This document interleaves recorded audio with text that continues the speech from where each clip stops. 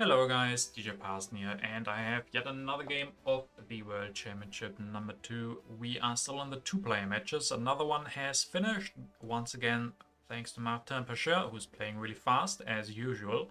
And his opponent this time is going to be Himmelstosh, so let's get right in. This time we can see that Himmelstosh has the first turn, and second up is Martin. We see that the Colossus has already been grabbed by Himmelstosh. Could be an interesting early aggression game, but let's take a look what else we have. We see Gutenberg, we have Shakespeare and Bach this time. Don't have the Acropolis, we have no Suez, we do have the Ocean Liner though. We have Pierre, we have Bill Gates, and Project Hollywood, but no Hollywood leader, no Marlene, no Chaplin. But I guess there's Bach and Shakespeare who you can use for that. So, Himmelstosh grabs the Colossus. Martin will respond by going for Stonehenge and Urban Growth. So Himmelstosh could even get Caesar here. That could be very interesting. Let's see if he will do that, or if he maybe goes for Alex, or even Hammurabi, Confucius. A lot of options, but he will go for Caesar. This is looking exciting already. I am looking forward to this game. And then Mine and Pop from Himmelstosh, so the usual stuff. Let's see if Martin is brave enough to go for Hammurabi. No, he will go for Alex to get a little bit of strength here and not be so weak against that Caesar. He will also build a Mine, increase Pop, so no Confucius, no Hammurabi for him, even though they are usually considered better leaders. But versus Caesar, you have to think a little bit different maybe.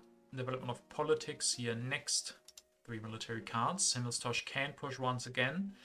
And we get 2 science as well. We will grab a rich land and another rich land. Let's start building on that Colossus. I love it. Next turn he can finish that. Skips the lab for now. Martin uses Addicts immediately. So maybe he's not really respecting the Caesar. He's gonna go for Gutenberg, build that lab, and can increase population. He's gonna stay on 1 strength here and doesn't have anything defensive in his hand. Let's see what Himmelstosh will do. If he pushes twice again, get the development of agriculture, and up next, yeah, we get another one. Development of trade routes. So this means we are already done with the developments, and we have 4 cards from Himmelstosh in the deck. All those could be very strength intensive, we will see. So he finishes the Colossus, builds another mine, and increases population twice. So 4 rock production from him. Skips the iron, skips the swordsman. Martin will push into this. Okay, and we get the vast territory, but Himmelstosh wins this. Okay, this is a very good start from first card. This is probably one of the earliest vast territories you can win. So he gets that for just Aurora. That is crazy. We get the iron from Martin. We'll develop that and upgrade twice, I guess. Yeah. I mean, he's building up his production and everything, which is good. But Himmelstosh... Ooh. Skips politics completely. It's unfortunate, at least, that he didn't have anything else to do here. Okay, he will go for printing presses. Can build 1. Build Aurora. I mean, maybe he also didn't want to push because he has more colonies in there. That could be maybe more likely. If there's another colony and he opens that now, he wouldn't be able to bid for that if he has no warrior. So he will rebuild the warrior, so that could explain it. See if Martin will push again. He will not. Also, he doesn't really have anything to do. He didn't do anything with Gutenberg last turn. I guess this turn he could grab the printing press. But he probably saw the same that we did, that Himmelstosh didn't push. And that means there could be another colony. And Martin will then grab that cartography to be able to keep up with those colonies. Increases population twice. Could even build an extra warrior. Could even build 2. He will do that, so he's gonna get stronger now, up to 6 strength. We also see Zizka here, but he doesn't touch the row, So Zizka will stay on 3. Really hard for Himmelstosh to grab. Himmelstosh gets 2 breakthroughs on 1 here. He grabs Knights. Breakthrough number 1. Increases pop. I guess he could go for Knight here. Pops again. Then maybe builds a warrior. And plays the Phalanx. He once again didn't push, so maybe he also can't push. We don't know. Okay, Martin, now he will push. And there was another colony. Okay, the inhabited territory won by Martin, but that looks expensive. I guess he might have another card. No, has to send 2 warriors, which is fine for the inhabited, but also a little bit expensive. He's gonna grab the printing press for free. Gonna grab irrigation. Gonna grab drama. And rebuild at least 1 warrior and even the second one, so he's stronger once again. And he finally builds his first stage of the Stonehenge, so he gets science for that. Himmelstosh is gonna develop the knights. He's gonna grab Zizka and elect him. Then he could build 2 knights and go up to a lot of strength. He does exactly that, 14 strength from him. And he can even grab that Taj Mahal for just 1 civil action because he just switched leaders. Okay. So 14 strength versus 6. Could be a couple of aggressions in his hand that he wants to use. Martin will have a hard time defending here. And the first one that is opened here, Crusades, yeah, 4 culture, changes hands. Martin develops the printing press, finishes the Stonehenge just in time. Next turn he wouldn't have the opportunity anymore. He will even end up with a little bit of corruption because he grabbed those knights, lost 1 food, 1 rock, and this starts us into H2. Himmelstosh does go for the plunder, stealing 2 rocks, 1 food. He's gonna grab the Code of Laws then. Can develop that. Grabs the Swordsman as well. Builds 2 stages of the Taj Mahal, so he gets out of corruption and can finish that next turn. He will get a big culture protection after that. Already getting 2 culture from Zizka, 1 from the printing press. Ooh, that is an early ocean liner service, and it even comes down to 2 civil actions, so 3 to grab for Martin. That is very, very nice for him. Getting such a great wonder this early on is going to take him a couple of turns of... I guess he could have grabbed the Engineering Genius, but then he would have had corruption, so he upgrades 1 more mine. So it will take him a couple of turns to finish that ocean liner. Let's see if there's going to be another aggression. No, not this time around, but the uncertain borders. Yeah, Himmelstosh. Punishing Martin. He had all the knowledge of the events in the first events deck. There were 2 colonies, 2 strength events, uncertain borders and crusades, and yeah, pretty good turn of events for Himmelstosh. Having all the knowledge, putting all of those events in there, and I mean, it didn't win that second colony, but it was kind of costly for Martin, so definitely good outcome for Himmelstosh, I think, overall. He will then grab Shakespeare and Iron and increases population. So operas, there's still 2 operas in the deck. So Himmelstosh can, with Shakespeare and that printing press that he already has, go for one of these operas at some point. But I imagine for now he's still very happy with Zizka. 14 strength from that. For Martin, we'll build a printing press with Gutenberg, grabs the first opera, builds 1 stage of the ocean liner, which he can finish next turn, unless there's an aggression infiltrate. No aggression. Okay. New deposits though, so 4 and 6 rocks. Himmelstosh could use that to upgrade the iron. No, goes for opera instead. Can develop 1 opera and even build 1. Gets him exactly out of corruption and up to 9 culture production. I mean, these of course are now very cheap. 1 and 6 rocks. So next turn he can either build another opera and then the following turn another printing press. He's gonna have a lot of culture. One of the earliest Shakespeare's I've seen, I think. And just in time as well. Rebellion comes out and Himmelstosh just got his happy faces together. So nothing happens for him. Martin develops navigation and then goes for architecture and finishes the ocean liner in one civil action. Very nice play for him. And then he can even build another printing press thanks to Gutenberg. So really good turn here as well, I think. Having that option to even build that extra printing press with the free population he just got from the ocean liner.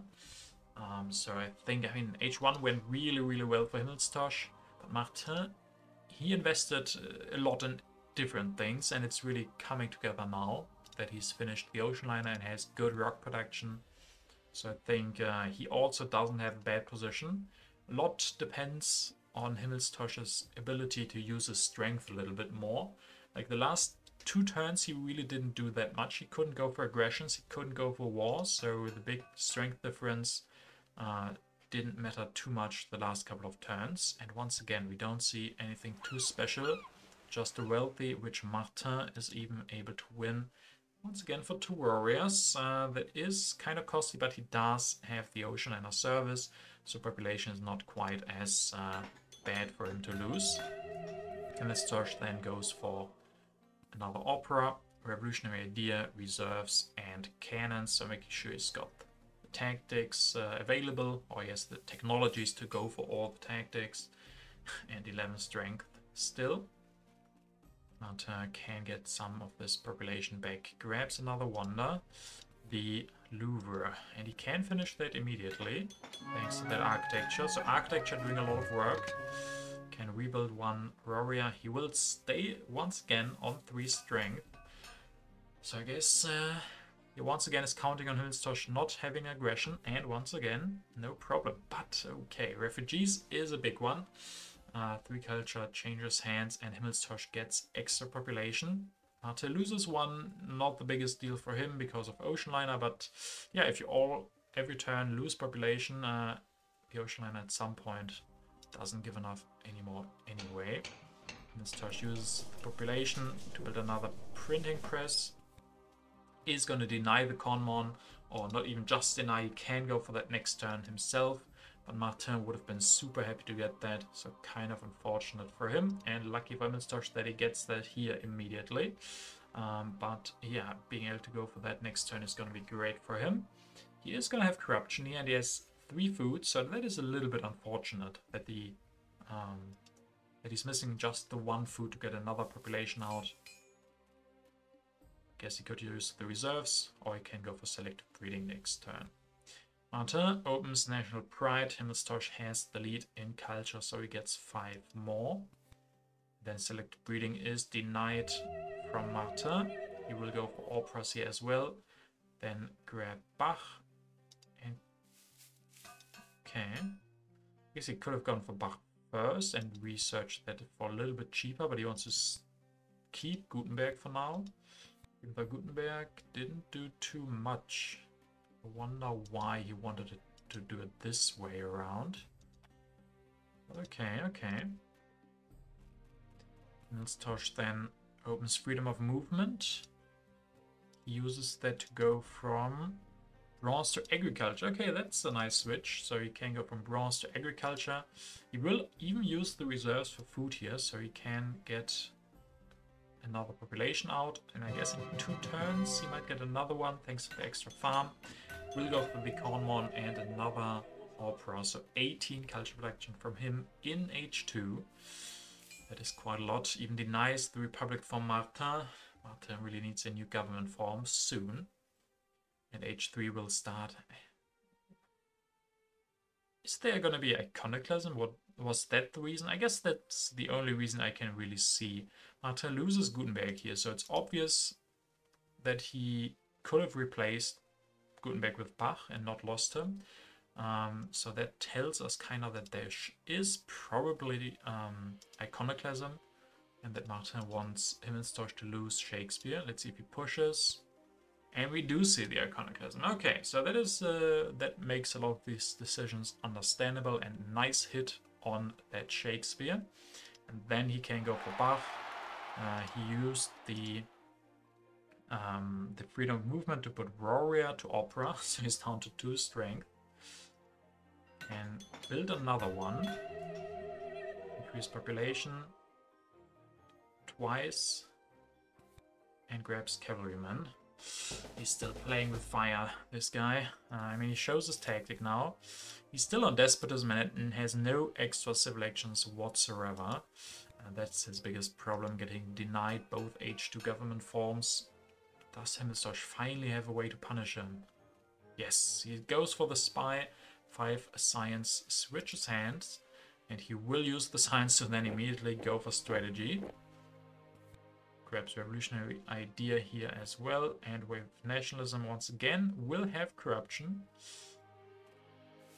But next turn he has enough food together to go for another population. Martin now, I mean, opens prosperity, that helps with food, because he's on -1 food. He gets his population from the ocean liner, but this gives him a little bit of breathing room, so I think that's good for him. And I mean, overall, he's now on 18 culture production, and Himmelstosh is down to 14 because he lost Shakespeare. And Martin is playing super risky, which I think is a good move. At least he hasn't got punished that much for it. And if he wanted to try somehow to stay up in strength, he would have had to go for a very, very bad military, because the cavalrymen were very late, so he couldn't really go for the phalanx. I think he had knights, but yeah, it turned out to be the right decision to just stay weaker than his opponent. He didn't lose that much, and since he has only so few actions, he couldn't concentrate on everything, so he concentrated on culture first. Now he will go for military, it seems. Goes for 1 cavalryman. Can't go for cannons quite yet. Can grab mechanized agriculture away from Himmelstosh. And I mean, he does have the culture production lead now. Himmelstosh doesn't have another aggression. He opens civil unrest, but nothing happens. And Himmelstosh also doesn't have best production, so in the long run, it might be looking better for Martin if there wouldn't be the civil action difference here. Himmelstosh can make up for a lot of missed production with his yellow cards that he can grab. Reserves, urban growth, builds a religion here, and goes up to 9 science with that revolutionary idea. He's missing a leader for now. Let's see which one he can maybe take next turn. First, Martin will go for cannon, so he's up to 13 strength now. Grabs reserves. That sucks. I mean, you only have 4 civil actions, and you have to spend 3 of them on reserves. Probably still the best thing to do. He just doesn't have the science to go for anything. He can't even go for another opera because, well, despotism only allows 2 of the same urban building. He's still producing 18 culture though, so there is something. And he gets a lot more rocks, so maybe if he gets a wonder and his opponent doesn't really have the rocks for that, there could be hope for Martin. It's a very, very weird game where one player has production of culture and everything else, but no actions, and the other one has basically no production. It has a lot of culture, but even a little bit less. But he has all the actions. So yeah, I'm not sure who wants to prolong the game and who doesn't, really. Who's going to favor a longer playing time. Wealthy territory, Himmelstosh able to win this one. That could be really great for him. Has to send just the 1 warrior. This could change a lot. 9 rocks just gained out of nothing, basically. Can grab the fast food chains. Grab military theory. And build 2 stages of fast food. Copies the tactic. Will have 2 corruption, which is quite a bit when you only have 3 production, but yeah, he gets the wonder. Martin doesn't push. There's a democracy. He just doesn't have the science for it. I guess next turn he can do a revolution. Upgrades 1 farm. Builds another cannon, so 16 strength from him. And destroy the warrior, I guess. Yeah, okay. I guess next turn he wants to do the democracy revolution and then build a cavalryman. Not sure why he needed to destroy the warrior though. because you get enough population from the ocean liner. You don't need the extra 1 population sitting here, I think. So I'm not sure why that was needed. Let's see, Himmelstosh plays Wave of Nationalism, goes for cannons. Can build 1 for free, up to 18 strength, grabs Churchill. So that gives him 3 culture production now, reserves and endowment. So many yellow cards. And that's what happens when you have a lot of civil actions. But Martin could finally get that as well now. If he goes for the Democracy Revolution, he does exactly that. Will build cavalrymen, so up to 23 strength he goes, gets another population. Still not, didn't really need the warrior. I would be interested to know why he disbanded that warrior. I can't see the reason. There could be one that I'm just not seeing. I mean, these guys are in the finals for a reason. Himmelstosh finishes the fast food chains. And there's Hollywood. He grabs Hollywood immediately, takes that away from Martin, and he could... Nah, I guess he doesn't have the time. Nah, just a denial for Martin, I think, because next turn is going to be the last. Martin can go for some more operas. At least 1. Grabs efficient upgrade. Upgrades an igloo to another opera. 29 culture production. Bach is going to be gone next turn. Steve Jobs. I guess he can get 1 technology with him, but he did catch up in culture quite nicely. He's up to 160 culture versus 201. Okay, that's still quite a lot. That is still quite a lot. As we go into H4 now, and the last turn for both of these guys. Himmelstosh opens Cold War. That could be good for Martin, with Steve Jobs especially. Himmelstosh grabs military theory. Destroys a mine, grabs multimedia, develops that, builds another religion, and with his reserves I guess he can upgrade 1. Just the 1, doesn't have any more civil actions, so he has 1 multimedia. Martin can push, we get the Emperor of Progress, 10 to 12, slightly better for him, but yeah, such a big difference. Will be hard to catch up, even though he does have 23 production still. Can go for Steve Jobs. Develop 2 techs because of that Cold War. That is very nice for him. Can build a religion. Upgrade 1 farm so he doesn't have starvation, and that's gonna be it. He will end up with 207 culture versus the 235. Wonders gives 11 to 11, and we only have 2 impacts, so the last one is gonna be variety, 18 to 16. So that is not enough. Martin Pscher once again coming second in Himmelstosh, being able to win this game. Very interesting early game with the super early Colossus and Caesar pushing a lot of cards, having a very good first row of events, getting the vast territory in a record-breaking time, and then even following that up with a couple of strength events. Martin, yeah, if the game had gone on a little bit longer, he did have the production. He went for the early iron, he had good science for a while, and that early ocean liner definitely helped. But yeah, his biggest problem was not getting H2 governments. The Conmon definitely coming out during his opponent's turn, and that was a big swing. If that went the other way around, Himmelstosh wouldn't have had this Conmon. Maybe would have had to go for Republic.